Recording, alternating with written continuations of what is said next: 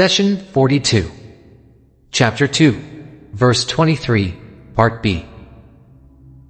And if you have doubts about the revelation we have sent down to our servant, then produce a single chapter like it. Enlist whatever supporters you have other than God, if you are truthful. Chapter 2, Verse 23. The Holy Quran was preserved in the Guarded Slate before humans were created. And when the time came for the Quran to carry out its mission in the universe, it was sent down as a complete book from the Guarded Slate to the nearest heaven. Then it was revealed to the Prophet, peace be upon him, little by little, as required to address the events and needs of the time. Thus, the expression "sent down" refers to the event of descending the Quran as a whole from the preserved slate to the nearest heaven. While revealing the Quran refers to delivering individual or a group of verses to the Prophet Muhammad, peace be upon him, by the angel Gabriel. Let's take a few moments to examine the words, our servant. God divided mankind into two categories, slaves and servants. The entire creations of God in the universe are His slaves, in the sense that they are not capable of going against His will and desire. While you may be able to make your own decisions and choose the actions you like, this is only possible because God has given you the freedom to do so. Even when you choose to do something that is not in line with God's guidance, you are able to do so because God has granted you the ability and the free choice. The servants of God are those who choose to exercise this freedom of choice in accordance to God's teachings. Even when they have the desire and the ability to do something else, they curb this desire and only do what God has recommended. God holds these individuals, His servants, at very high esteem. When you examine the Quran, you will notice that Allah refers to them and their high honor in many verses. He says, "When my servants ask you about me, I am indeed nearmost. I answer the supplicant's call when he calls me. So, let them respond to me, and let them have faith in me, so that they may fare rightly." Chapter 2, Verse 186. This great privilege of being close to Allah at the time of need and having His support and guidance is exclusive to His servants. They do what God asks of them, and abstain from what He prohibits. Therefore, God responds to their prayers in the manner that is best suited for their condition. Here is another example from the Quran. God says, "When the first of these warnings was fulfilled, we sent against you servants of ours with great force, and they ravaged your homes. That warning was fulfilled."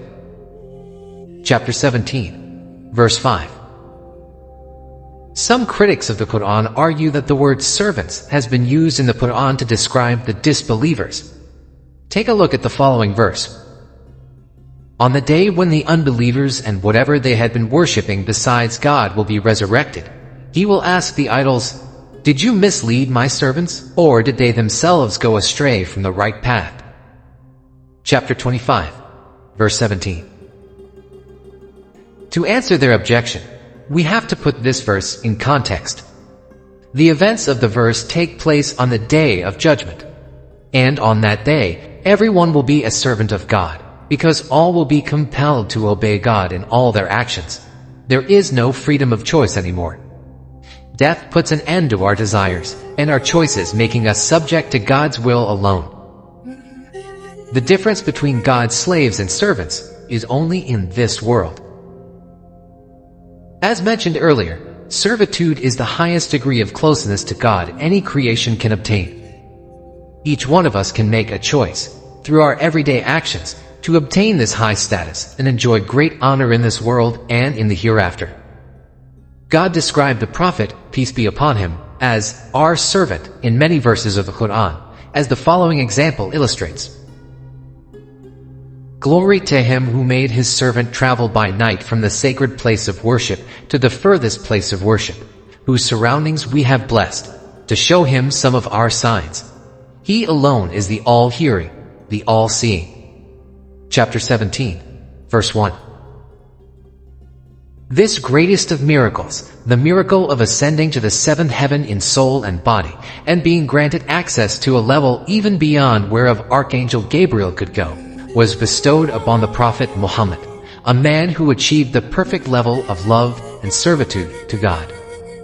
In fact, when the Prophet was given a choice between being an angel messenger or a servant messenger, he, peace be upon him, chose the latter.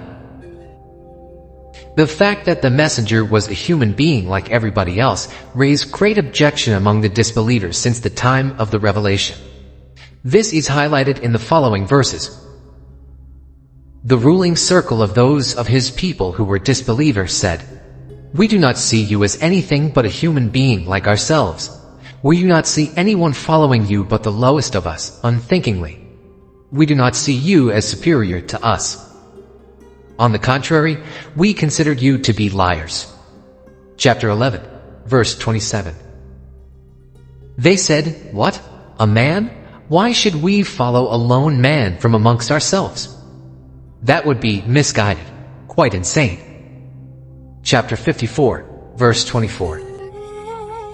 The only thing that kept these people from believing when guidance came to them was that they said, "How could God have sent a human being as a messenger?" Chapter 17, verse 94.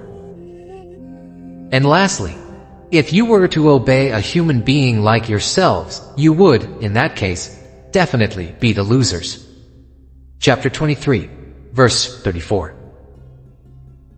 Hence, the human factor of the messenger became an instrument of criticism for those who did not want to believe.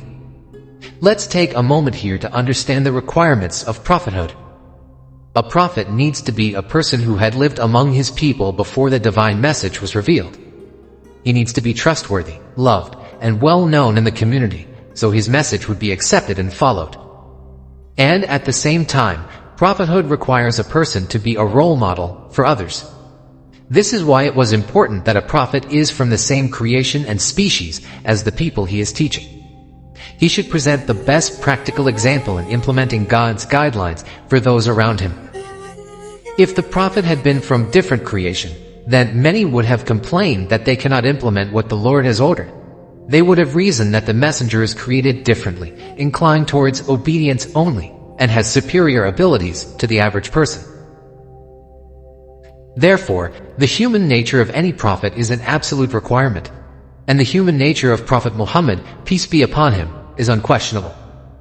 Whoever attempts to place the prophet at a level beyond or above humanity is indeed trying to degrade the divine messages and wisdom of Allah.